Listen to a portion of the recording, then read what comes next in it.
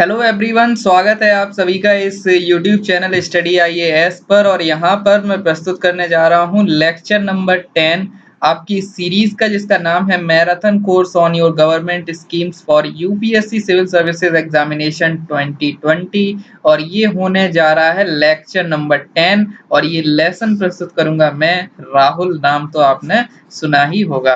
तो आज हम बात करने वाले हैं आगे की कुछ स्कीम्स की इस पर्टिकुलर कोर्स में, जिसका नाम है marathon scheme for your UPSC CSC examination. Okay, तो चलिए शुरू करते हैं। और शुरू करने से पहले बताना चाहूंगा दैट अनअकैडमी समिट के बारे में अगर आपको नहीं पता है तो आप यहाँ पर जान लीजिए।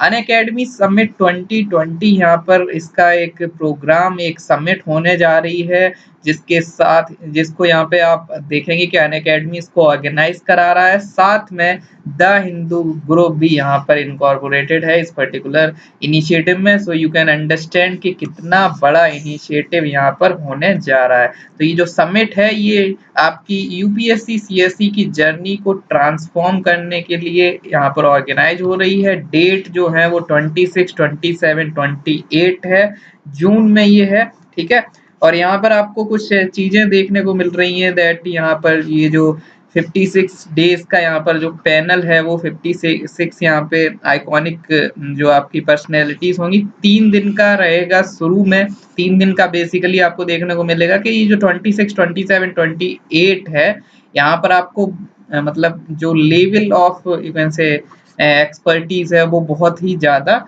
बड़ा होने वाला है। इसका मतलब आप समझिए दैट यहाँ पर 50+ स्पीकर्स आएंगे, 3 डेज की समिट होगी। मिशन एक होगा, वो है लेट्स क्रैक इट और to transform the life of UPSC CSC aspirants. So this is there. तो आप यहाँ पर देख पा रहे हैं ये जो सारी पर्सनैलिटीज हैं, किसी के इंट्रोडक्शन की जरूरत नहीं है। You must be knowing about all these personalities. Okay, तो यहाँ पर हमारे फॉर्मर प्रेसिडेंट्स आपसे लेकर बाकी जितने बड़े बड़े जो लीडर्स हैं, चाहे वो पॉलिटिकल लीडर हो या वो आपके ब्यूरोक्रेटिक लीडर हो या फिर आपके इंतकाम वाले यहाँ पर राजकुमार राव जी हो। तो यहाँ पर आप देखेंगे that there is a kind of you can say आपको लीडरशिप, मोटिवेशन और कम्युनिकेशन, मतलब हर चीज आपको देखने को मिल रही है, वर्ल्ड कप विनर से लेके सारी चीजें। Okay, so I hope you are getting, so you can register over here. और साथ ही साथ ये तो चलो लीडरशिप की बात हो गई, लेकिन जो आप यूपीएससी सीएससी करके ब्यूरोक्रेट बनने वाले हो, यहाँ पर एक किरण बेदी मैम आपको तो दिख ही रही हैं। इसके अलावा यहाँ पर देखने को मिलेगा दैट ये लिस्ट जो है ये एग्जॉस्टिव जो अभी मैं बता रहा हूँ इतनी नहीं है, ये लिस्ट काफी लंबी है। तो यहाँ पर आपको यूपीएससी के जो एक्स चेयरमैन है वो देखने को मिल रहे हैं। इसके अलावा बहुत ज्यादा पॉपुलर वाले ब्यूरोक्रेट्स आपको देखने को मिल रहे हैं। और ये लिस्ट में बार बार बोल रहा हूँ ये एग्जॉस्टिव नहीं है, और भी लोग यहाँ पर हैं जो इस लिस्ट में नहीं है। ठीक है, क्योंकि 50+ स्पीकर्स हैं यहाँ पर। ठीक है, तो आपको पता होगा आर्मस्ट्रांग पाम जी, तो इनके बारे में पता होगा। इनका जो इनिशिएटिव था, रोड जो इन्होंने वहां पर बनाई थी नॉर्थ ईस्ट के रीजन में, मणिपुर को ये बिलोंग करते हैं, वहां का इनका कैडर है। तो इनका ये इनिशिएटिव बहुत पॉपुलर है, आप अपने GS4 वगैरह में यूज भी करते हैं। प्रशांत नायर जी, इनका कोझिकोड केरला में एक बहुत ही पॉपुलर, बहुत ही ज्यादा बड़ा इनिशिएटिव जो जिसे ऑपरेशन सुलेमानी कहा जाता है, हंगर फ्री डिस्ट्रिक्ट प्रोग्राम, वो इनका पॉपुलर है काफी ज्यादा। 2015 में इन्होंने शुरू किया था। तो ये जो है अपनी अपनी इनिशिएटिव के दम पर यहाँ पर देखने को मिल रहे हैं। रूपा रूपा जी, तो इनकी ये जो आईपीएस ऑफिसर है, ये काफी न्यूज में इनके इनके बहुत सारे किस्से हैं जो आपने अगर नहीं देखे हैं तो आपने बहुत कुछ मिस कर दिया है, आपके एग्जामिनेशन के लिए भी और आपकी इंस्पिरेशन के लिए भी। GS4 में यूज कर सकते हो, करेज वगैरह यूज कर सकते हो, तो यहाँ पर यही वो पर्सनैलिटी है जिन्होंने, जब शशिकला वाला जो इशू हुआ था कि उनको जेल के अंदर वीवीआईपी फैसिलिटीज मिल रही थी, तो उसका जो कह सकते हो विसिल ब्लोअर वाला काम या फिर उसके अगेंस्ट वॉइस जो उठाने, रेस करने का काम था, वो इन्होंने किया था।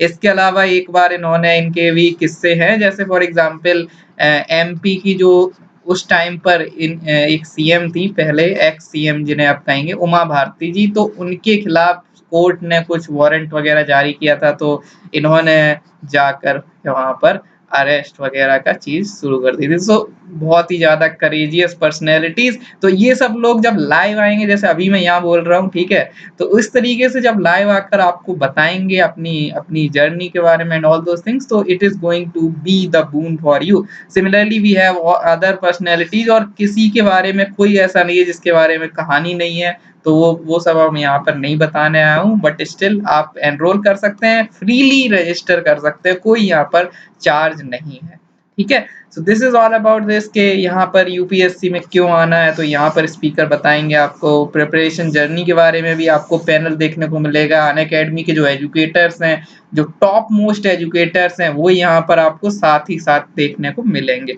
ओके, तो शुरू करते हैं। और अनअकैडमी प्लस पर अगर आप ज्वाइन करना चाह रहे हैं, 22 जून से यहाँ पर शुरू हो रहे हैं courses, mega batch for your complete preparation for UPSC CSE 2020 और 2021।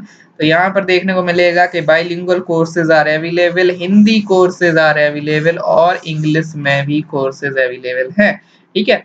So these things are there. So 22 जून से शुरू हो रहे हैं। You can enroll, you can use the code। तो आप यहाँ देखोगे कि यूपीएससी सीएसई में लेट से आप 24 मंथ्स का सब्सक्रिप्शन लेना चाह रहे हो, you can use our code STUDYAS in order to get 10% discount on your plus subscription, ठीक है। तो यहाँ पर स्टडी आईएएस का ये कोड अगर अप्लाई कर दोगे, तो ये जो सब्सक्रिप्शन है, ये 64,000 की जो अमाउंट है, ये रिड्यूस होकर हो जाएगी 57,600। तो 10% यहाँ पर डिस्काउंट मिलेगा। So you can use this thing study IAS as soon as possible.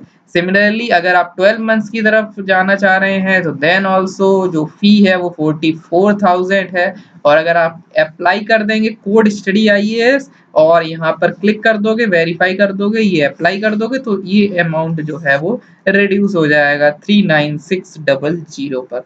So these are the things with respect to this particular Unacademy Plus। और अगर फ्री मॉक टेस्ट देना चाह रहे हो, देन यू कैन सी के यहाँ पर free mock test हो रहे हैं, जो आप फ्री में रजिस्टर करके दे सकते हैं, ठीक है। और ये जो डायरेक्शंस और वो सब चीजें हैं, तो आप यहाँ पर देख पा रहे हैं, काफी बड़े बड़े नाम यहाँ पर आपको देखने को मिल रहे हैं। So this is all about authenticity of Unacademy Plus, the subscription, the upcoming Unacademy Summit 2020। अब शुरू करते हैं हमारी कहानी। ये मेरे बारे में कुछ छोटी मोटी सी डिटेल शुरू करते हैं आज की हमारी स्कीम्स। सबसे पहले बात करने वाले हैं ministry of science and technology की। इसकी कौन सी मिनिस्ट्री, इसकी कौन कौन सी स्कीम है जो हम यहाँ पर कवर करेंगे। ये लेक्चर नंबर 10 है। पुराने जो 9 लेक्चर्स हैं, अगर आपने नहीं देखे हैं, सो you can go and watch those lessons one by one. तो शुरू करते हैं ministry of science and technology. पहली स्कीम जो हम यहाँ पर देखेंगे वो है विज्ञान ज्योति। विज्ञान ज्योति ये एक स्कीम है। विज्ञान ज्योति जैसे मैंने पहले भी बताया हुआ है, ज्योति नाम से बहुत सारी स्कीम थी, जैसे फॉर एग्जाम्पल आपकी प्रधानमंत्री जीवन ज्योति बीमा योजना, जीवन ज्योति बीमा योजना, ठीक है। ये कहाँ थी, ये आपकी basically life insurance department of financial service, ministry of finance की स्कीम थी। इसके अलावा हमने कवर की हैं दीनदयाल उपाध्याय ग्राम ज्योति योजना, जो मिनिस्ट्री ऑफ पावर के अंदर थी, इलेक्ट्रिसिटी वाली है, ठीक है। विज्ञान ज्योति हम यहाँ पर कवर कर रहे हैं, ठीक है। एक अटल ज्योति योजना और है, वो अटल ज्योति योजना जो है वो आपकी with respect to ministry of you can say जो एनर्जी एफिशिएंसी वगैरह के लिए, वहां पर अजय नाम से उसको जाना जाता है। सो दिस इज समथिंग जो आपको याद रखना है, ठीक है। सो ऐसे आपको बहुत सारी चीजें लिंक करते हुए आप याद रख सकते हो। तो ज्योति यहाँ पर एक और है विज्ञान ज्योति। विज्ञान ज्योति है टू एनकरेज द वीमेन, ठीक है। तो विज्ञान ज्योति, ज्योति ज्योति मतलब वीमेन, तो to encourage the women to pursue science and create a level playing field, ठीक है। तो आपको एक एनालिसिस आपको हिंदू वगैरह में एडिटोरियल आते रहते हैं कि स्टेम जो वीमेन इन स्टेम है वो बहुत कम है, ये आपको देखने को मिलता है। तो वीमेन इन स्टेम, स्टेम का मतलब साइंस टेक्नोलॉजी इंजीनियरिंग मैथमेटिक्स। तो एक जेंडर बाइस कह सकते हो या कुछ भी बाइसनेस, एक प्रेजुडिस है कि लड़कियों के लिए इंजीनियरिंग नहीं होती है, साइंस टेक्नोलॉजी मैथमेटिक्स नहीं होती है, तो बायो वगैरह होती है, आर्ट साइड पढ़ो, ये मत पढ़ो। So these things are there, लेकिन ऐसा कोई साइंटिफिक प्रूफ नहीं है और ना कोई इसमें कोई लॉजिक है। सो दैट्स व्हाई वो चीजें यहाँ पर विज्ञान ज्योति बात करता है, क्योंकि ये साइंस एंड टेक्नोलॉजी के, तो वहां पर वीमेन आए तो इनके लिए विज्ञान ज्योति स्कीम चल रही है। ठीक है, तो हायर एजुकेशन में साइंस टेक्नोलॉजी इंजीनियरिंग मैथमेटिक्स को परस्यू करें और उनको एनकरेज करने के लिए ये स्कीम है। ठीक है, यहाँ पर क्या होगा, selected women from more than 500 district, तो यहाँ पर वीमेन को सिलेक्ट किया जाएगा। Gender advancement for transforming institution to develop a comprehensive charter and a framework for assessing the gender equality in STEM। तो इसको असेसमेंट किया जाएगा गाती के द्वारा। गाती क्या है, गाटी जाटी जो भी है, जैसे भी आप याद करना चाहो। Gender advancement for transforming institution, ठीक है, तो ये असेसमेंट करेगा with respect to equality in STEM STEAM जो भी है। सो ऑनलाइन पोर्टल और होगा यहाँ पर for science and technology resources for women, so that they can access the information, so that जो एसिमेट्री है वो यहाँ पर हो पाए। ठीक है, तो यहाँ पर थोड़ा बहुत क्रिटिसाइज भी कर सकते हो कि अगर इतनी ज्यादा, क्योंकि एम्पावरमेंट, पहली बात तो इंटरनेट एक्सेस का भी डेटा अगर कोट कर दो यहाँ मेंस वगैरह में अगर कोई चीज आती है, तो इंटरनेट एक्सेस में बहुत ज्यादा जेंडर डिस्पैरिटी है। ठीक है, सो फीमेल जो है उन्हें नेट ही चलाने को, मतलब अभी जैसे हो रहा है, अभी जैसे एजुकेशन को ऑनलाइन किया जा रहा है, so it will further you can say जो गैप है वो उसको और ज्यादा, जो गल्फ है between boys and girls in so far as education and other things are concern, तो वो चीजें और ज्यादा, जो खाई है वो और ज्यादा गहरी होगी बिकॉज ऑफ दिस थिंग, क्योंकि इंटरनेट और ये मोबाइल वगैरह में रेस्ट्रिक्शंस आज भी हैं लड़कियों के ऊपर। सो you can just relate the things, और ये एनालिसिस यहाँ पर भी कर सकते हो, इसको भी थोड़ा सा क्रिटिसाइज कर सकते हो, इसके एनालिसिस में लिख सकते हो that online portal you are bringing. So online portal, अगर ऑनलाइन पोर्टल भी होता तो पहले से अगर ऑनलाइन पोर्टल होता तो वैसे ही साइंस टेक इनमें, इंजीनियरिंग में और मैथमेटिक्स में होती। ठीक है लड़कियां, तो वो जो चीज है, तो online portal is one of the thing. So I hope you are getting now. The second scheme is lotus HR। तो लोटस आप याद रख सकते हैं, लोटस कमल। ठीक है, तो कमल जो हमारी पॉलिटिकल पार्टी पावर में है, तो उनका भी एक सिंबल है। ओके, सो लोकल, उसी को बेसिकली आप समझ सकते हो कि यहाँ पर एक्सटेंड कर दिया है। Local treatment of urban sewage for health reuse. ठीक है, तो हेल्थ रीयूज तो HR है, लेकिन local treatment for urban sewage. ठीक है, तो लोटस का मतलब local treatment of urban sewage. Sewage मतलब, क्योंकि देखो सीवेज वगैरह कीचड़ वगैरह से लिंक करते हुए आप कमल से जोड़ सकते हो, सो दैट्स वाई यहाँ पर चीजें ऐसे रखी गई हैं। ठीक है, तो ये प्रोग्राम है। अब यहाँ पे नाम से क्लियर है इसका ऑब्जेक्टिव क्या होगा। ऑब्जेक्टिव यही तो होगा कि ट्रीटमेंट किया जाएगा सीवेज वाटर का, ठीक है, अर्बन सीवेज का। सो ये है क्या, to demonstrate a novel holistic water waste management approach. तो वाटर वेस्ट मैनेजमेंट अप्रोच को यहाँ पर डेवलप किया जा रहा है to simultaneously recover nutrients and energy. ठीक है, तो जो भी वाटर है, जैसे वाटर है, वेस्ट वाटर, सीवेज वाटर, तो उसको management, water waste management, waste water management हो रहा है, उसको ट्रीट किया जा रहा है, और जब ट्रीट किया जा रहा है तो उसमें जो न्यूट्रिएंट एनर्जी है उसको भी एक तरीके से रिकवरी उसकी हो रही है। So these are the two things, दो पैरेलल में आपको कंपोनेंट देखने को मिल रहे हैं। यहाँ पर एक डायग्राम वगैरह के तौर पे याद भी कर सकते हो। फॉर एग्जांपल लेट से ये हमारा सीवेज वाटर है, तो यहाँ पर इसके दो चीजें हो जाएंगी, दो एडवांटेज हो जाएंगे इसके ट्रीटमेंट के बाद। यहाँ पर मान लो एक ट्रीटमेंट का एक बीच में लगा दें, कुछ बना के ट्रीटमेंट लिख दें, तो दो चीजें हो जाएंगी। एक तो चीज ये हो जाएगी कि वेस्ट वाटर मैनेजमेंट हो जाएगा, और दूसरा वाटर की क्वालिटी जो है वो बढ़ जाएगी। जॉइंट प्रोजेक्ट है ये गवर्नमेंट ऑफ इंडिया और गवर्नमेंट ऑफ नेदरलैंड्स का।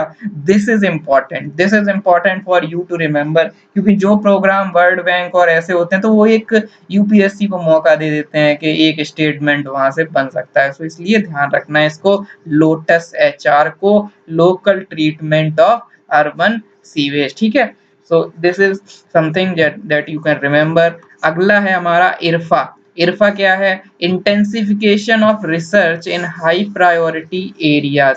तो जो हाई प्रायोरिटीज एरियाज हैं उनमें रिसर्च, क्योंकि बेसिकली हम देखो कौन सी मिनिस्ट्री पढ़ रहे हैं, we are talking about science and tech. तो साइंस एंड टेक पढ़ रहे हो तो यहाँ पे रिसर्च की बात तो करोगे ही। तो रिसर्च की बात हो रही है, उसको इंटेंसिफाई कैसे करना है, कुछ एरियाज में कुछ हाई प्रायोरिटी एरिया हमने आइडेंटिफाई कर ली कि ये है ये है ये है, तो यहाँ रिसर्च को कैसे बढ़ावा देना है, उसलिए इरफा है। Irfa is nothing but the intensification of research in high priority area. High priority area में रिसर्च को इंटेंसिफाई करने के लिए, ठीक है, समझ आ गया, इंटेंसिफाई करने के लिए। To support the proposal in the high priority area where multi disciplinary multi institutional expertise is required. तो ऐसे एरिया जहाँ पर ये सब चीजें जरूरी है, रिसर्च वगैरह और मल्टी डिसिप्लिनरी और मल्टी इंस्टीट्यूशनल एक्सपर्टीज की जरूरत है, ऐसे एरियाज को आइडेंटिफाई किया जाएगा और वहां पर रिसर्च वगैरह को इंटेंसिफाई किया जाएगा, ठीक है।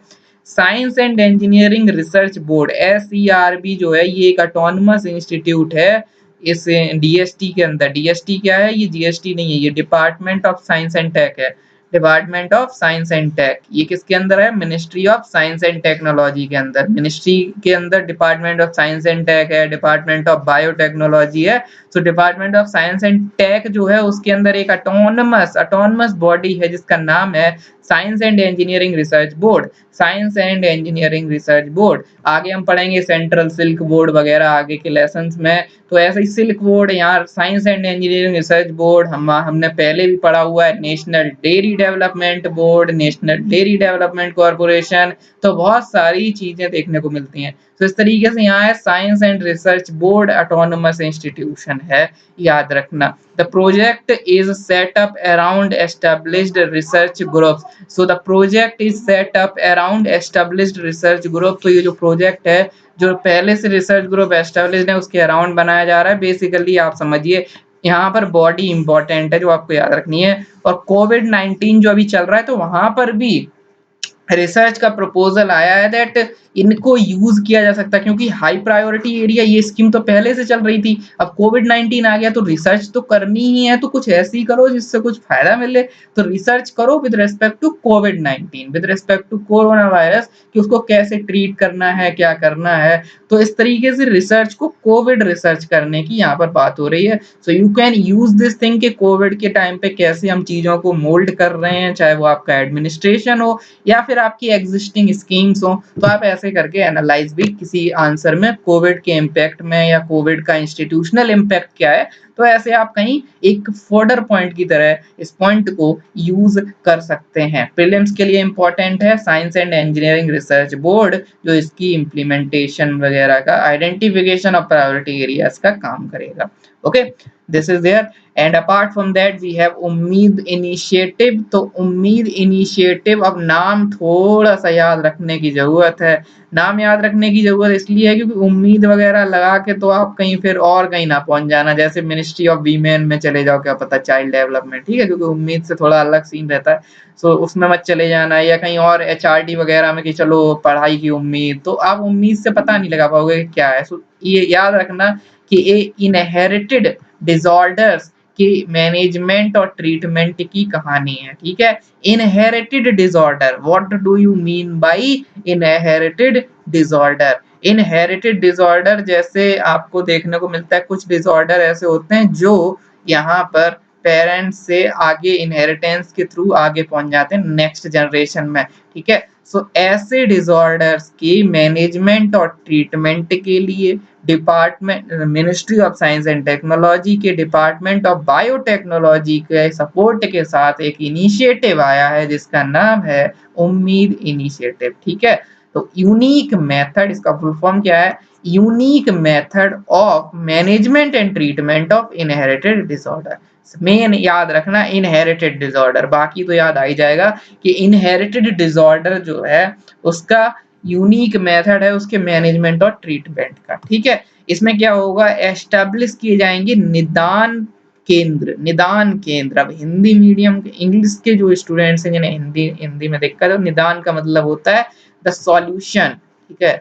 So solution of your problem, so problem है, समस्या है, समस्या का समाधान, निदान, सॉल्यूशन। सो यहाँ पर नेशनल इनहेरिटेड डिसऑर्डर एडमिनिस्ट्रेशन केंद्र, निदान केंद्र बनाए जाएंगे जो काम क्या करेंगे, काउंसलिंग करेंगे, यहाँ पर पेनिट्रल testing, diagnosis, management, multidisciplinary care in government hospital. तो ये सारा काम कौन करेगा? निदान केंद्र, काउंसलिंग वगैरह करेंगे, डायग्नोसिस वगैरह करेंगे, मैनेजमेंट ट्रीटमेंट करेंगे। ठीक है, ये स्कीम सपोर्ट की जा रही है डिपार्टमेंट ऑफ बायोटेक के द्वारा, बायोटेक्नोलॉजी डिपार्टमेंट। ये जैसे अभी मैंने बताया था ministry of science and tech के अंदर जो major popular department, department of biotechnology, department of science and technology. तो department of science and technology के अंदर साइंस एंड रिसर्च बोर्ड था, जो हमने पिछली वाली क्लास, पिछली वाले स्लाइड में देखा हुआ है। सो ऐसे याद रखना। और ये बेसिकली कॉन्सेप्ट पर चलता है, prevention is better than cure. और यहाँ पर 5 निदान केंद्र है been established in first phase. तो पहले फेज में 5 निदान केंद्र, निदान क्या था? नेशनल इनहेरिटेड डिसऑर्डर एडमिनिस्ट्रेशन केंद्र। दीज आर द केंद्र, जैसे फॉर एग्जांपल हमारी स्किल डेवलपमेंट में कौशल ये विकास योजना है। तो कौशल मतलब स्किल, विकास मतलब डेवलपमेंट, तो skill development scheme is there. तो उसके अंदर स्किल डेवलपमेंट सेंटर्स हैं, यानी कौशल विकास केंद्र हैं। ऐसे ही निदान केंद्र हैं किसके लिए? उम्मीद इनिशिएटिव के लिए। उम्मीद इनिशिएटिव इनहेरिटेड डिजीज के लिए है। ठीक है, now national mission on interdisciplinary cyber physical system. Cyber, फिर से आगे cyber, cyber is very important. क्यों भैया, क्यों इंपॉर्टेंट है? कंफ्यूजन के चांसेस यहाँ बहुत ज्यादा खुले हुए हैं, क्योंकि एक हमने स्कीम पढ़ी थी साइबर स्वच्छता केंद्र। साइबर स्वच्छता केंद्र ministry of information electronics and information technology के अंदर आई थी। एक हमने स्कीम पढ़ी थी cyber protection of women and children. ठीक है, cyber security protection women children what ever. तो वीमेन और चिल्ड्रन और साइबर का एक कॉम्बिनेशन था, जो देखने को मिला था आपको मिनिस्ट्री ऑफ होम अफेयर्स में। ठीक है, गृह मंत्रालय के अंदर आता था। साइबर स्वच्छता केंद्र इलेक्ट्रॉनिक्स में आता था, लेकिन साइबर इटसेल्फ है आपका देखने को मिलेगा दैट ये आपका साइंस एंड टेक में भी आ सकता है। तो साइबर फिजिकल सिस्टम सीपीएस जो है, cyber physical system, national mission on interdisciplinary cyber physical system, ये आपका ministry of science and tech के अंदर आता है, याद रखना। इसका काम क्या है? To support the proposal of high priorities area where multiple, ये इसका है। ठीक है, और हब और स्पोक मॉडल है ये। ठीक है, so cyber physical centres. Then we have, इसको बस इसका इंपॉर्टेंस वही है कि साइबर लिखा हुआ है, तो याद रखना कि साइबर फिजिकल सेंटर किसकी स्कीम है, वो इंपॉर्टेंट है उसका में, क्योंकि अदरवाइज कंफ्यूजन होने के चांसेस उसमें बहुत ज्यादा है। Similarly cyber physical system CPS में एक और है इंटीग्रेटेड साइबर फिजिकल प्रोग्राम। इसमें क्या है? इंटरडिसिप्लिनरी अप्रोच इन एकेडमिया को इम्प्रूव करने, एनकरेज करने के लिए है। ये एक इंटरडिसिप्लिनरी फील्ड है that deals with the deployment of computer based system that do things in the physical world। तो एक इंटरडिसिप्लिनरी फील्ड है cyber physical system. Cyber physical system तो ये हो गया जैसे कंप्यूटर, लैपटॉप, फिजिकल सिस्टम, उसमें साइबर यूज कर दिया। तो एक इंटरडिसिप्लिनरी हो गया ना, 2 डिसिप्लिन आ गए जो डील करता है deployment of computer based system और जो फिजिकल वर्ल्ड में यहाँ पर काम करते हैं। ठीक है, तो साइबर फिजिकल सिस्टम उसकी बात करेगा, इंटरडिसिप्लिनरी और quantum information and science and technology is a mission mode scheme under this integrated cyber physical system program. ठीक है, तो क्वांटम इनिशिएटिव, क्वांटम इंफॉर्मेशन ये इसके अंदर आता है। तो क्वांटम वगैरह, आप क्वांटम में अभी क्वांटम कंप्यूटिंग और बहुत सारा quantum related science and tech में चलता रहता है। ठीक है, then we have INSPIRE. INSPIRE क्या है? Innovation in science pursuit for inspired research scheme. ठीक है, innovation in science pursuit for inspired research scheme young students को स्टडी ऑफ साइंस की तरफ अट्रैक्ट करने के लिए है, क्रिएटिव थिंकिंग को प्रमोट करने के लिए है, attract, attach and retain nourishing talent और ये सब। It does not believe in conducting, यहाँ पे कोई कॉम्पिटिटिव एग्जाम नहीं होता, ये बस एक ऐसी स्कीम है जो एनकरेज करने के लिए कि कैसे ज्यादा से ज्यादा लोग अट्रैक्ट हों। ठीक है, कोई ऐसा नहीं कि टेस्ट वगैरह हो रहा हो, टेस्ट नहीं है यहाँ पे, कोई कंपटीशन में ये लोग नहीं मानते हैं। इट डज नॉट बिलीव कि कंपटीशन वगैरह से हम आइडेंटिफाई कर सकते हैं टैलेंट को। टैलेंट तो कहीं पर भी मिल सकता है, क्रिएटिव थिंकिंग और ये सब एनकरेज करने की बात है। इसके बेसिकली 3 कंपोनेंट है, ये आप मेंस वगैरह में यूज कर सकते हो कि दिस स्कीम हैज 3 कंपोनेंट और समथिंग लाइक दैट, और याद करने में भी आसानी रहती है। मैं हमेशा ये चीजें यूज करता हूँ अपनी स्लाइड्स में ताकि आपको जो याद है उसमें आसानी रहे। तो यहाँ पे क्या है? Scheme for early attraction of talent. ठीक है भैया, अर्ली अट्रैक्शन कर लेंगे। फिर scholarship for higher education, higher education के लिए सी यानी ये सीट्स था, ये सी है। हायर एजुकेशन के लिए स्कॉलरशिप भी दी जाती है, ठीक है, इंस्पायर स्कॉलरशिप। तो इंस्पायर की स्कॉलरशिप दी जाती है, ठीक है, टैलेंटेड जो स्टूडेंट्स होते हैं उन्हें मिलती है, ठीक है, वो स्टूडेंट ऐसे, ये ठीक है। इसके अलावा assured opportunity for research career, ठीक है। तो रिसर्च करियर के लिए assured opportunity, inspired fellowship, inspired faculty scheme. So बहुत सारी इसमें स्कीम चलती हैं, तो 3 कंपोनेंट में सारी स्कीम को हम डिवाइड कर सकते हैं, ठीक है। So this is all about inspire and this is all about inspire scheme. तो आपको बस याद रखना है कि inspire is all about attracting the talent. तो सीट सी और ये एश्योर्ड, ये जो AOR है, ठीक है, अपॉर्चुनिटी फॉर रिसर्च करियर, तो ये 3 कंपोनेंट है, सीट्स, शी और AOR, ठीक है। Then we have cattle genomic centres, sorry cattle genomics scheme. तो कैटल जीनोमिक्स स्कीम जो है वो यहाँ पर एक अगली स्कीम है। ये बेसिकली अब थोड़ा ध्यान रखना कि कैटल जीनोमिक, क्योंकि ये कैटल से ओनली रिलेटेड नहीं है, यहाँ जीनोमिक्स भी है, तो थोड़ा सा इसको भी याद रखोगे कि मिनिस्ट्री ऑफ एग्रीकल्चर या मिनिस्ट्री ऑफ डेयरी फिशरी में नहीं है ये, ठीक है, याद रखना ये चीज इंपॉर्टेंट है। क्योंकि जीनोमिक्स आ गया है, तो जीनोमिक्स में कहाँ वो एग्रीकल्चर मिनिस्ट्री में कौन लोग होते हैं, वो लोग थोड़ी ना देखेंगे, मतलब ऐसा नहीं है कि अच्छे लोग नहीं होते, बट स्टिल एक जीनोमिक्स थोड़ा सा एग्रीकल्चर या डेयरी फिशरी मिनिस्ट्री में नहीं हो पाएगा ना, पॉसिबिलिटी नहीं है, ठीक है, सीधा कोई काम तो नहीं है ना, जीनोमिक्स तो थोड़ी सी जीनो मैपिंग और वो सब थोड़ी, ठीक है। तो ये साइंस एंड टेक में आ जाएगा, ठीक, थोड़ा सा कॉमन सेंस यहाँ अप्लाई कर सकते हो। कैटल जीनोमिक्स स्कीम जो है वो ministry of science and tech के अंदर है। और वही चीज है कि कैटल जो होती है, जैसे आपने देखा है कि जीनोम सीक्वेंसिंग वगैरह इंडिविजुअल ह्यूमन का हो रहा है, तो यहाँ पर क्या है, to predict the breeding values, identify genetic worth of animal at early age, के जेनेटिक वर्थ क्या है, जीनोम सीक्वेंसिंग होगी ऑब्वियसली। और national institute of animal biotechnology is the implementation agency, ठीक है। तो national institute of animal biotechnology, ठीक है, national institute of animal biotechnology is the implementing agency. तो याद रखना कि एनिमल बायोटेक्नोलॉजी जो है, national institute of animal biotechnology, वो उसकी इम्प्लीमेंटिंग एजेंसी है, किसकी, कैटल जीनोमिक्स स्कीम की। Then we have National Biopharma Mission. What is this National Biopharma Mission is all about? National Biopharma Mission जो है वो डील करता है इंडस्ट्री एकेडमी या कोलेबोरेटिव मिशन, जो लॉन्च किया है डिपार्टमेंट ऑफ बायोटेक्नोलॉजी ने। Department of science and technology नहीं है ये बायोटेक्नोलॉजी है, जिसका आपको उम्मीद पोर्टल भी इन्हीं का था, ठीक है, जो इरफा वगैरह है रिसर्च वगैरह वो नहीं था उसका, ठीक है, ऐसे याद रख सकते हो। 50% funding from world bank, important important important important, क्यों भाई इम्पोर्टेंट क्यों, क्योंकि वर्ल्ड बैंक और बाहर से जब कुछ हो जाता है तो इम्पोर्टेंस हो जाती है।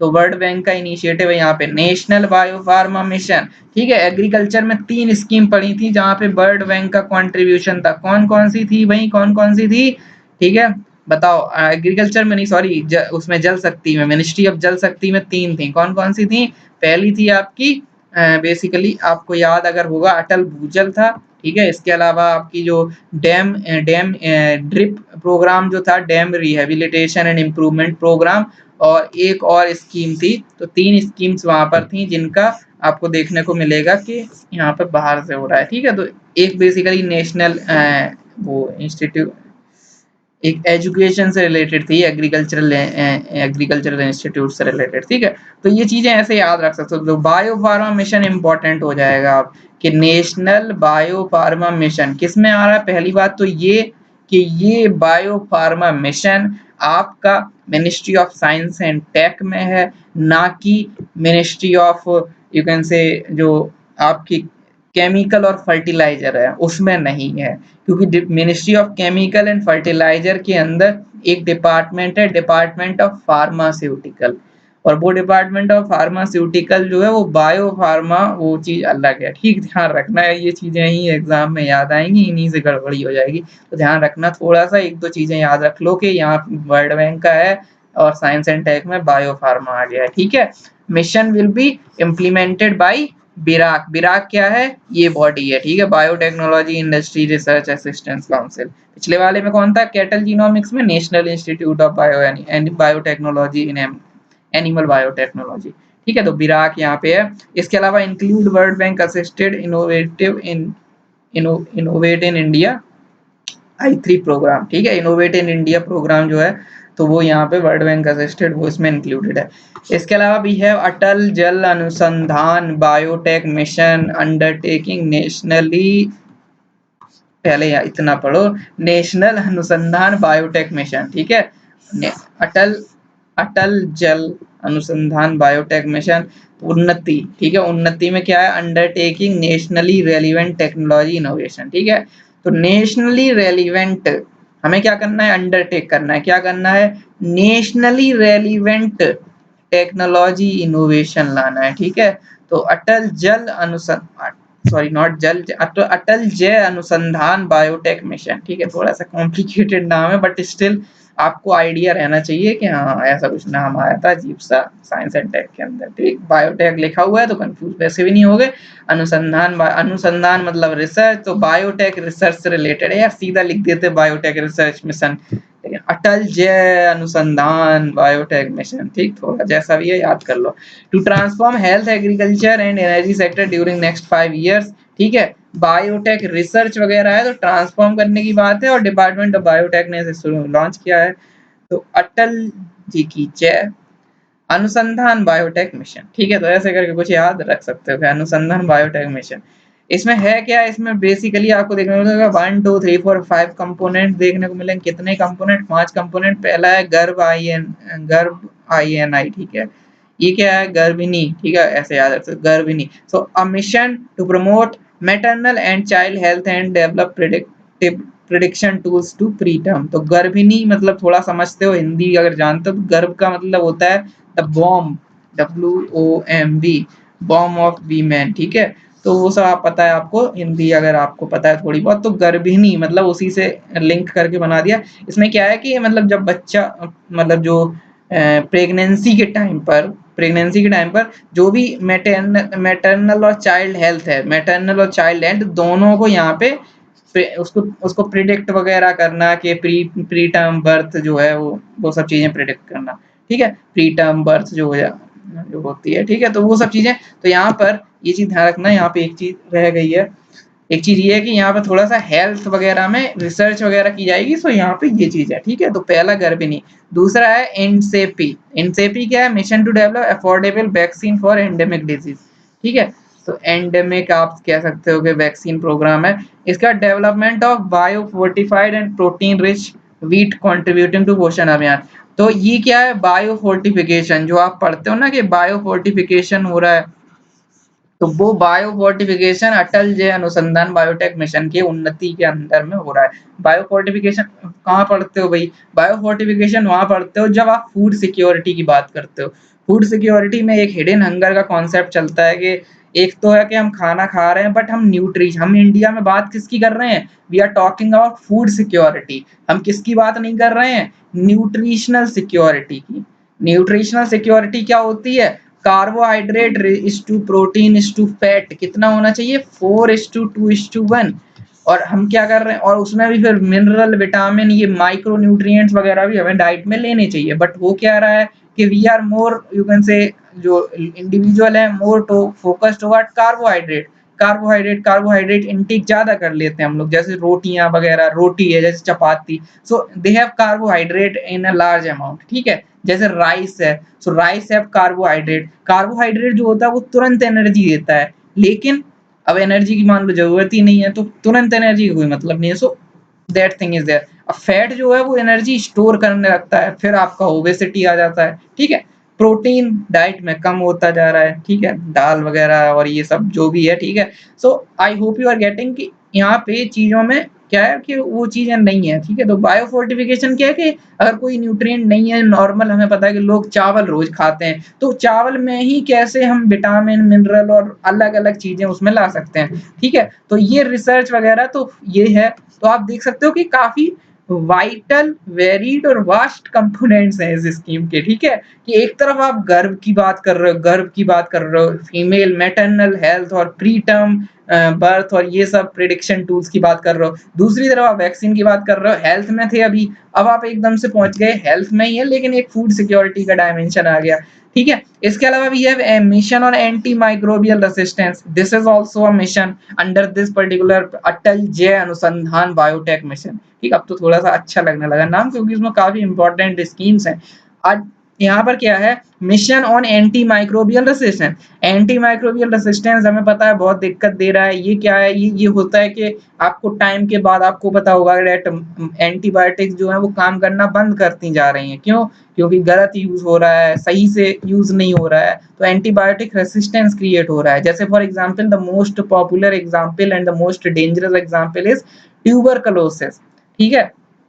ट्यूबरकुलोसिस में जो पहले नॉर्मल ड्रग्स से सही हो जाता था, वो अब काम करना बंद हो चुके हैं, ठीक है। अब उसकी स्टेज ऐसी आने लगी है कि multi drug resistance, MDR TB का, एक नॉर्मल टीबी फिर एमडीआर टीबी लोगों में आ रही है, फिर एमडीआर में भी फेल होते हुए वो भी रेसिस्टेंस क्रिएट करके और ज्यादा उसका जो बैक्टीरिया है टीबी का, वो और ज्यादा उसमें एडेप्टेशन आते जा रहे हैं, ठीक है। वो रेसिस्टेंस उसमें क्रिएट होता जा रहा है, और इसकी वजह से एक्सडीआर टीबी तक की सिचुएशन आ गई है, जहां पर हमारे पास कोई इलाज नहीं है, ठीक है। तो इस तरीके की चीजें बढ़ती जा रही हैं because of anti microbial resistance. तो ये चीजें आपको याद रखनी है। और क्लीन एनर्जी मिशन जो है, इनोवेशन टेक्नोलॉजी, तो ये स्वच्छ भारत के अंतर्गत है। तो आप देख रहे हो बहुत ही ज्यादा वेरिएशन है इस पर्टिकुलर अटल जय अनुसंधान बायोटेक्नोलॉजी मिशन में, उन्नति में, जो एक नेशनली रेलिवेंट टेक्नोलॉजिकल इनोवेशन की बात हो रही है। Then we have ministry of shipping, ठीक है। अब बात करते हैं मिनिस्ट्री ऑफ शिपिंग की। मिनिस्ट्री ऑफ शिपिंग में सबसे बढ़िया और सबसे खतरनाक और सबसे पॉपुलर इनिशिएटिव है सागरमाला। कल के लेसन में हमने बात की थी भारतमाला की, तो वो वीडियो देख लेना, फिर ये देखना, ठीक है। एक साथ याद करना कि अंतर क्या है दोनों में, ठीक है। अंतर वैसे तो बहुत कुछ है, वो ministry of road transport and highways में था, ये मिनिस्ट्री ऑफ शिपिंग में है। पहला अंतर ये बाकी कोई ऐसा नहीं है कि ज्यादा लिंक है, ठीक है। सब अंतर ही अंतर है। ओके, तो यहाँ क्या है, प्रमोट करना, ये सारे इसका ऑब्जेक्टिव हैं कि पोर्ट लेड डेवलपमेंट कराना कंट्री का। देखो ऐसा होता है, एक कोई वीमेन लेड डेवलपमेंट हम करा सकते हैं कंट्री का, कि women are at forefront, ठीक है, पहले आगे, ठीक है। वीमेन लेड डेवलपमेंट ऐसे बहुत सारे हो सकते हैं। साइंस लेड डेवलपमेंट हो सकता है, इनोवेशन लेड डेवलपमेंट हो सकता है, और कह सकते हो मैन्युफैक्चरिंग बेस्ड डेवलपमेंट हो सकता है, service based, agriculture based development हो सकता है। There are countries in Africa जो पूरी की पूरी जिन्होंने अपनी इकोनॉमी उनकी एग्रीकल्चर से चल रही है, ठीक है। सो हर चीज हो सकती है डेवलपमेंट, एक मतलब आपके आपके ऊपर डिपेंड करता है how you are going to proceed with that particular thing. तो यहाँ पर हम कौन सा लेड डेवलपमेंट कर रहे हैं under Sagarmala? Port lead development. क्यों भाई पोर्ट लेड डेवलपमेंट? इंडिया का जो बॉर्डर है वो कितना है, जो मतलब पानी से, जो ओशियन वगैरह से बाउंड्री है वो, क्योंकि इंडियन पेनिनसुला है हमारा, पेनिनसुला मतलब थ्री साइड्स जो है वाटर वाटर से घिरी हुई है। तो 7500 किलोमीटर, 7500 किलोमीटर जो है वो यहाँ पर देखने को मिलता है कि जो बाउंड्री है वो वाटर मैरी टाइम बाउंड्री है इंडिया की। सो दैट्स वाई हम पोर्ट लेड, हमारा पोर्ट जो है वो बहुत ज्यादा डेवलपमेंट में हेल्प कर सकता है, ठीक है। लॉजिस्टिक कॉस्ट वगैरह को यहाँ पे रिड्यूस करने की बात है। बल्क कमोडिटीज जो होती हैं उनके कॉस्ट को कम करना by locating future industrial capacity near the coast. तो यहाँ पे लॉजिस्टिक कॉस्ट वगैरह को कम करना, ताकि जो अभी इंडस्ट्री, जैसे मान लो ये बोर्ट, ये वो है, ठीक है, ये यहाँ पोर्ट है अपना, ठीक है, गुजरात के आसपास, जवाहरलाल नेहरू पोर्ट, महाराष्ट्र, कुछ भी है, ठीक है। लेकिन कहाँ जो सामान आ रहा है इस पोर्ट के पास, वो यूपी से आ रहा है, ठीक है। तो अब अगर यहीं डेवलपमेंट, ये सब डेवलपमेंट में क्या है कि कैपेसिटी, इंडस्ट्रियल कैपेबिलिटीज वहीं कोस्ट के ही पास बनाओ, ठीक है, ताकि जल्दी से लॉजिस्टिक कॉस्ट वगैरह जो है वो जल्दी जल्दी सब काम हो जाए, समझ रहे हो। इसके अलावा इंप्रूव एक्सपोर्ट कॉम्पिटिटिवनेस, एक्सपोर्ट पे फोकस है ही, क्योंकि पोर्ट लेड डेवलपमेंट का मतलब मेन जो सबसे बड़ा कंपोनेंट है वो एक्सपोर्ट को ही ध्यान में रख के किया जा रहा है, ठीक है। अदरवाइज तो पोर्ट लेड डेवलपमेंट में आप ये भी कहोगे कि यार पोर्ट कहाँ, मतलब उसके समुद्र के किनारे कहाँ डेवलपमेंट कर रहे हो, कहीं बाढ़ आ गई तो क्या होगा, ठीक है, समुद्र सुनामी आ गई तो क्या होगा। So you can think like that as well, लेकिन मेजर जो है वो एक्सपोर्ट का कॉन्सेप्ट यहाँ पर ही है, वो यहाँ पर देखने को मिल रहा है। इसके अलावा optimising time cost of EXIM contrast, जो भी मूवमेंट है, ठीक है, कंटेनर मूवमेंट जो एक्सपोर्ट इंपोर्ट जो एक्सपोर्ट इंपोर्ट का कंटेनर है उनके मूवमेंट में टाइम कॉस्ट, ठीक है। टाइम जो होता है उसको टर्न अराउंड टाइम यहाँ पे कहा जाता है, कीवर्ड याद रखना, टर्न अराउंड टाइम।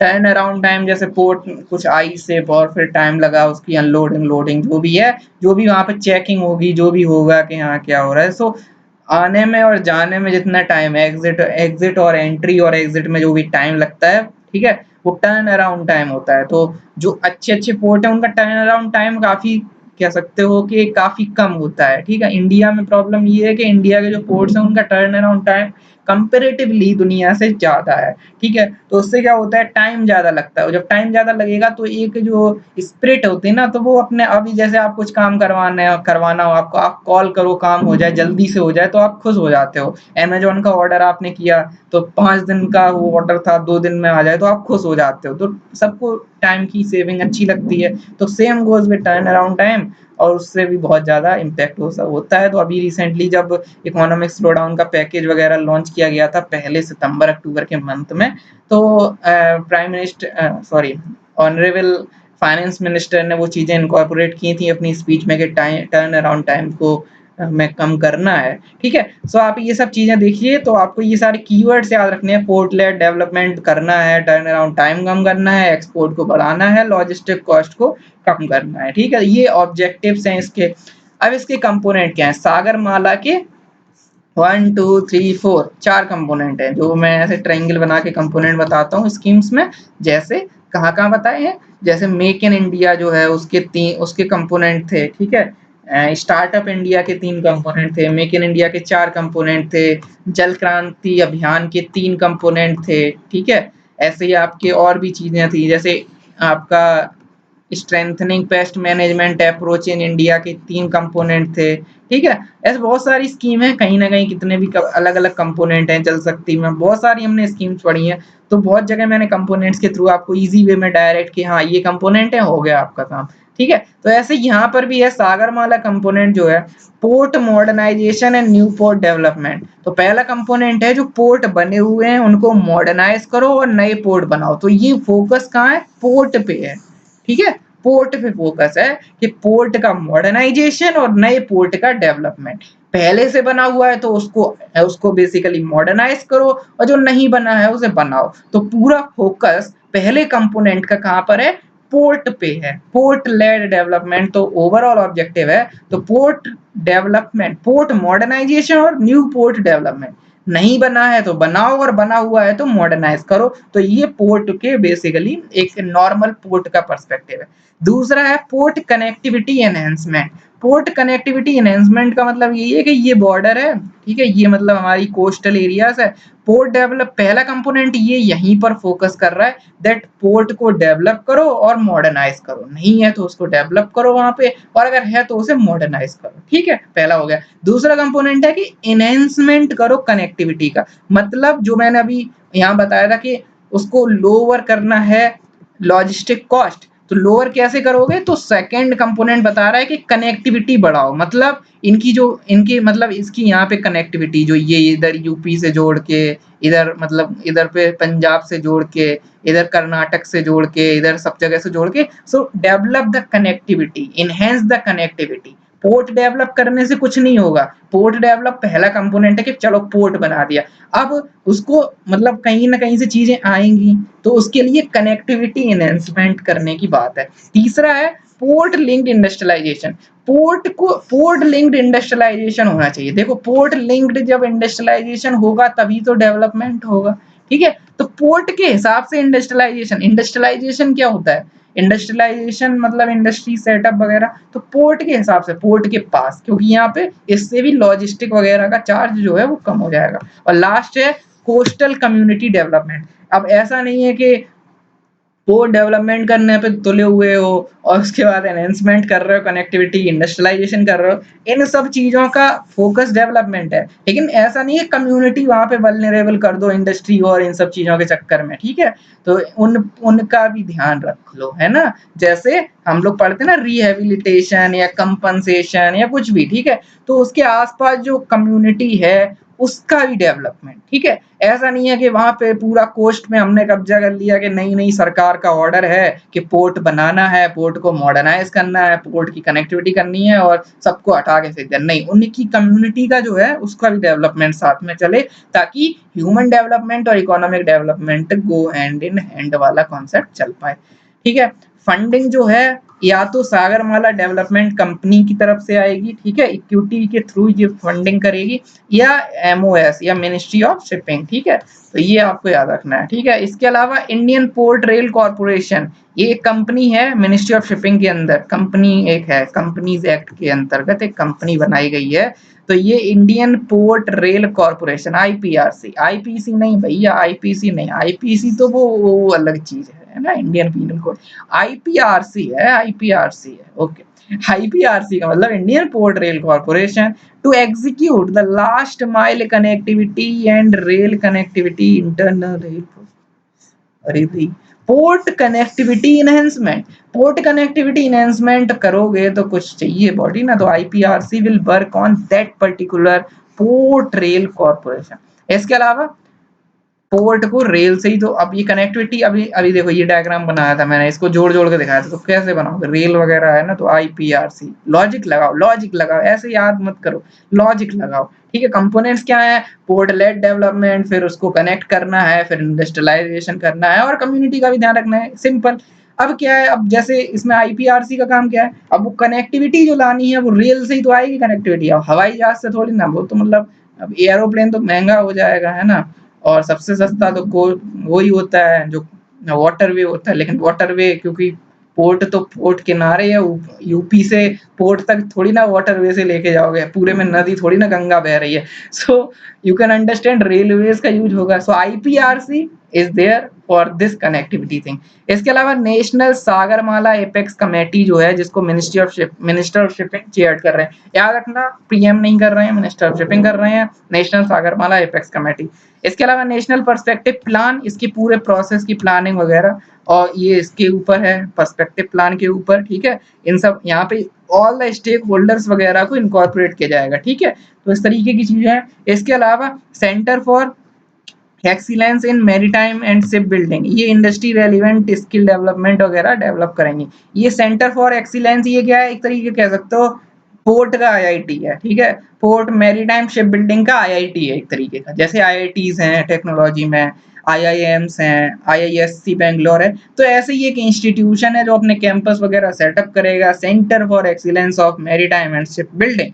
तो ये उसको बेसिकली उसमें लोगों में स्किल जगाएगा, स्किल का जागरूकता फैलाएगा, स्किल लाएगा बेसिकली, ठीक है, और इस तरीके से ये काम करेगा। Okay, I hope you are getting. Now we have Jal Marg Vikas project. Jal Marg Vikas project is nothing but एक वाटरवे डेवलपमेंट की, development of waterways for the commercial navigation, Allahabad से हल्दिया, गंगा रिवर, गंगा रिवर के अंदर, गंगा रिवर लॉन्गेस्ट रिवर, कितनी लेंथ है, लेंथ यहाँ पर है आपकी around 2525 kilometre, something like that, ठीक है। तो ये जो है Ganga river, longest river of India, तो ये जो रिवर है इसमें इलाहाबाद से लेके हल्दिया तक, आपको पता होगा ये सब, तो नेशनल वाटरवे 1 की ये कहानी है। तो यहाँ पर इलाहाबाद से हल्दिया तक यहाँ पर क्या होगा कि कमर्शियल नेविगेशन के लिए वाटरवे को डेवलप करने की बात है, ठीक है। तो डेवलपमेंट ऑफ जल मार्ग वाटरवे, जल मार्ग मतलब जल का मतलब वाटर, वे का मतलब मार्ग, वाटरवे का,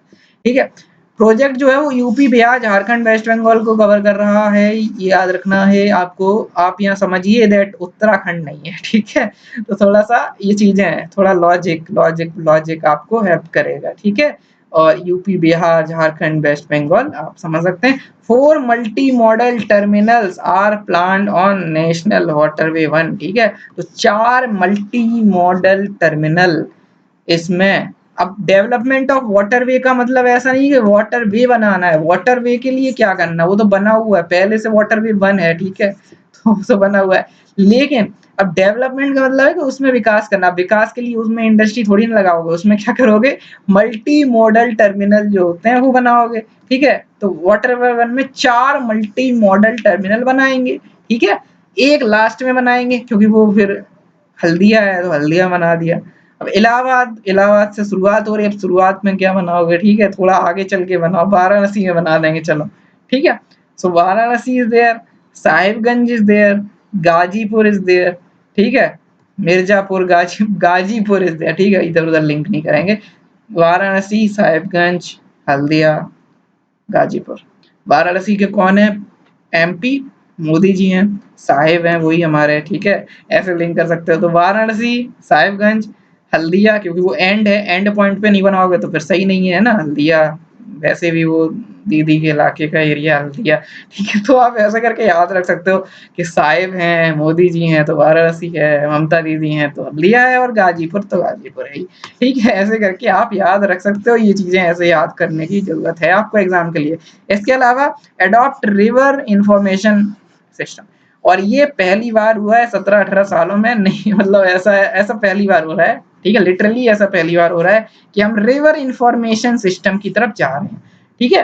तो हमने बहुत सारे इंफॉर्मेशन सिस्टम पढ़े हैं, हमने एनवायरमेंटल इंफॉर्मेशन सिस्टम एनविस पढ़ा है, हमने वैक्सीन इंफॉर्मेशन नेटवर्क पढ़ा है, एविन पढ़ा है, एनविस पढ़ा है। इसके अलावा और भी इंफॉर्मेशन सिस्टम पढ़े हुए हैं, ठीक है, वाटर इंफॉर्मेशन सिस्टम वगैरह भी देखा हुआ है। रिवर इंफॉर्मेशन सिस्टम पहली बार इंडिया में डेवलप हो रहा है, इसलिए इम्पोर्टेंट है, एडॉप्ट किया जा रहा है, याद रखना इसको कि पहली बार हो रहा है तो कह देना हाँ हो रहा है, प्रीलिम्स के लिए याद रखना। और टेक्निकल असिस्टेंस आ गया है किसका, वर्ल्ड बैंक का। तो फिर याद कर लो, मिनिस्ट्री पुरानी पिछली वाली मिनिस्ट्री जो साइंस एंड टेक थी, वहां पर कौन सा प्रोजेक्ट था जो वर्ल्ड बैंक ने जिसको सपोर्ट किया था, वो आपको याद रखना है। मिनिस्ट्री ऑफ शिपिंग का कौन सा प्रोजेक्ट है वर्ल्ड बैंक का, वो आपको याद रखना है। Then we have ministry of statistics and programme implementation, popularly called as MoSPI. तो मॉस्पी मौसिकी नहीं है, मॉस्पी है, ठीक है। So ministry of statistics and programme implementation, इसके दो डिपार्टमेंट हैं, एक है डिपार्टमेंट ऑफ स्टैटिस्टिक्स जिसके अंदर आपका national sample survey, national statistics commission वगैरह आता है, जिसके यहाँ पे national survey sample survey of NSSO, NSO जो भी है, ठीक है, ये सारी बॉडी इसमें काम करती हैं। और प्रोग्राम इम्प्लीमेंटेशन है वो बेसिकली इम्प्लीमेंटेशन आता है, इसमें सबसे पॉपुलर इसी डिपार्टमेंट के अंदर एक एमपी लेड वाला एक स्कीम है, वो स्कीम हम यहाँ पर कवर करने वाले हैं, ठीक है। सो मेंबर्स ऑफ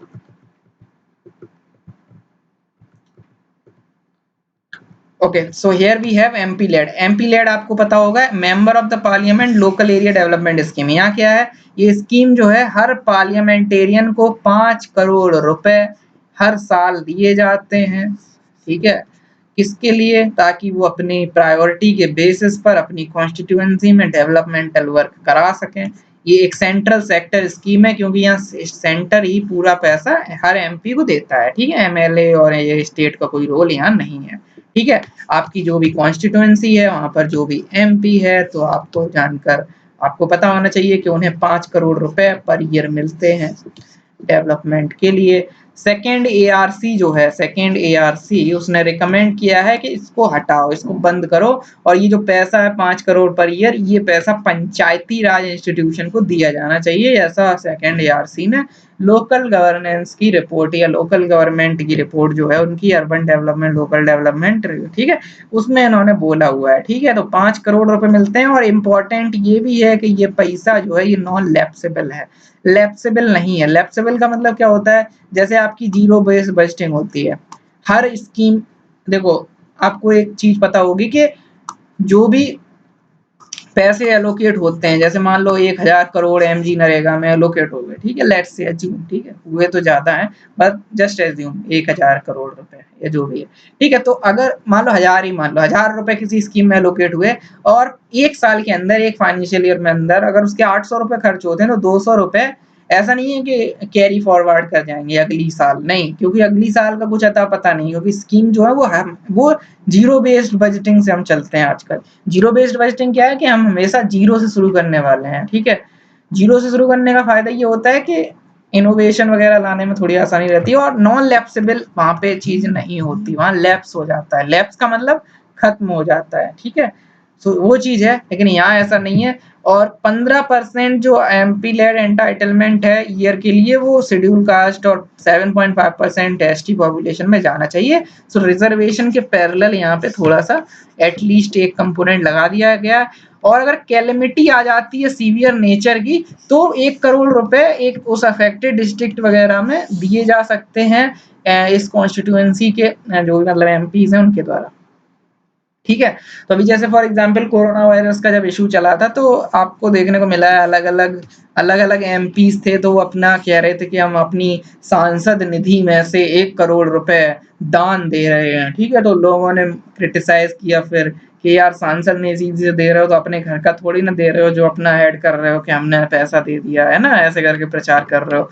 सो ऐसे क्रिटिसाइज भी किया, लेकिन एक उसका कंपोनेंट ये भी है क्योंकि दे हैव टू डिसाइड, है ना, ये भी तो उनका डिस्क्रिशन है that they are even doing this thing. ठीक है, तो अगर वो चाहे तो वो 1 करोड़ भी ना दें, ठीक है, कौन होते हैं आप पूछ भी नहीं पाओगे ना। तो ये ऐसे आप सोच सकते हो, दूसरा डायमेंशन ये, एक डायमेंशन तो ये भी है दैट अपने घर से थोड़े ना दे रहे हो पैसा, अगर दे रहे हो तो चुपचाप दे दो, खत्म करो। लेकिन they are basically doing that thing कि 1 करोड़ दे रहे हैं तो लोग क्रिटिसाइज भी करें। लेकिन another thing is this also कि उनका डिस्क्रिशन है, वो 1 करोड़ भी ना दें अगर उनका मन करे। ठीक है, तो पूरा डिस्क्रिशन है, तो एक तरीके का ये चीज है। तो आप यहाँ पर समझिए दैट ये दे सकते हैं और अलाउ। फिर बाद में अभी रिसेंट करंट अफेयर का बात ये है कि कोविड-19 के मद्देनजर 2 साल के लिए हर एमपी का ये 5 करोड़ वाला सीन जो है उसको कैंसिल कर दिया गया है। मतलब इस ईयर और अगली ईयर 2 साल तक यानी 10 करोड़ रुपए जो 2 साल में एमपी को मिल सकते थे वो अब नहीं मिलेंगे।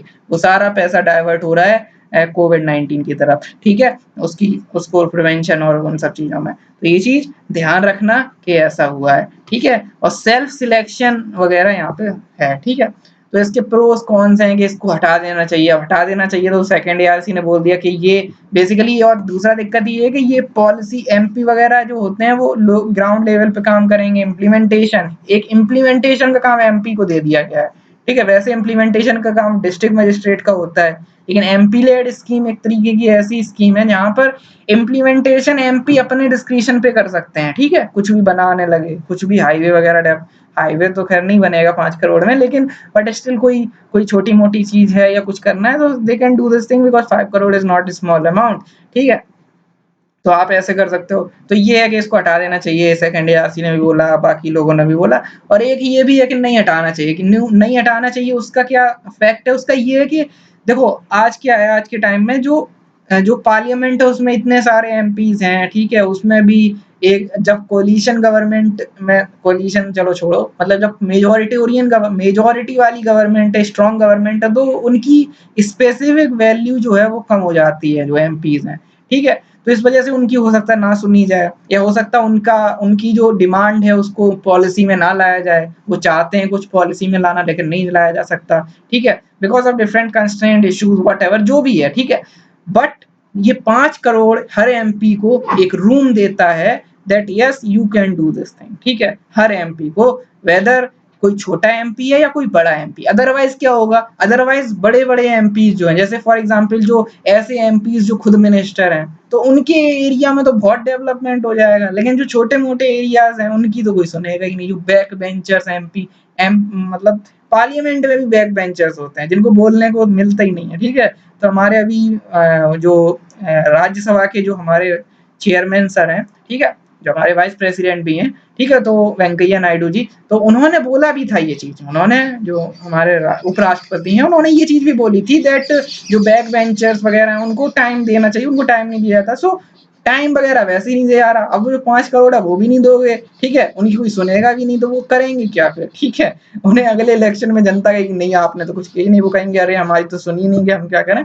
सो you can use that logic कि हाँ, अदरवाइज क्या होगा, जो कॉन्स्टिट्यूएंसी या जो बड़े बड़ी मेट्रोज हैं उनका ये उन पर डेवलपमेंट होता रहेगा, जो नॉर्मल छोटी मोटी कॉन्स्टिट्यूएंसी उन पे तो कोई, उनकी तो कोई बात ही नहीं करेगा। तो वो 5 करोड़ रुपए ये चीज को थोड़ा सा हेल्प करते हैं, सपोर्ट करते हैं, तो आप ऐसे यूज कर सकते हो। इसके अलावा और दूसरी बात ये कि करप्शन होता है तो वो उस चीज का पूरा एनालिसिस होता है, पूरा उसकी स्क्रूटनी होती है। तो करप्शन का कोई स्कोप यहाँ है नहीं, ऐसा आप कह सकते हो, ऐसा होता है। ठीक है, तो ऐसा कुछ डरने की कोई बात नहीं है। ठीक है, ऐसा आप आर्ग्यूमेंट कर सकते हैं। Now we have ministry of heavy industries and public enterprise. ये हैवी इंडस्ट्रीज और पब्लिक एंटरप्राइज की मिनिस्ट्री है। इसमें कौन सी स्कीम्स हैं? इसमें आपकी 2-3 स्कीम्स बची हुई हैं। पहली स्कीम है faster adoption and manufacturing of hybrid electric vehicles, ठीक है, फेम स्कीम। फेम क्या है? ये बेसिकली बात करती है इलेक्ट्रिफिकेशन ऑफ पब्लिक, ये जो है इसके बेसिकली कंपोनेंट क्या क्या है। तो जो भी पब्लिक, ये आपको ये तो समझ आ ही गया दैट यहाँ पे इलेक्ट्रिक व्हीकल्स की बात हो रही है। तो ये फेम 2 है, फेम 1 पहले आया था। तो इलेक्ट्रिफिकेशन करना है पब्लिक और शेयर ट्रांसपोर्ट का, ठीक है। पहली बात ये कि इलेक्ट्रिक व्हीकल्स लानी है, ठीक। दूसरी बात ये कि लोकल मैन्युफैक्चरर्स को इंसेंटिवाइज करना है ताकि ये चीजें डेवलप हो पाए। चार्जिंग इंफ्रास्ट्रक्चर को यहाँ पे डेवलप करना है। अराउंड 2700 चार्जिंग स्टेशन यहाँ पे प्लान किए गए हैं, बनाए जाएंगे। और it is under the national e mobility mission plan 2020, ठीक है। तो वही सब चीजें, सिंपल सी चीजें हैं कि यहाँ पर ये कंपोनेंट है। Then we have national electric mobility plan NEMMP। ये बात करता है एनर्जी सिक्योरिटी को, नेशनल एनर्जी सिक्योरिटी को अचीव करने के लिए, और जो impact of vehicles of environment है, ठीक है।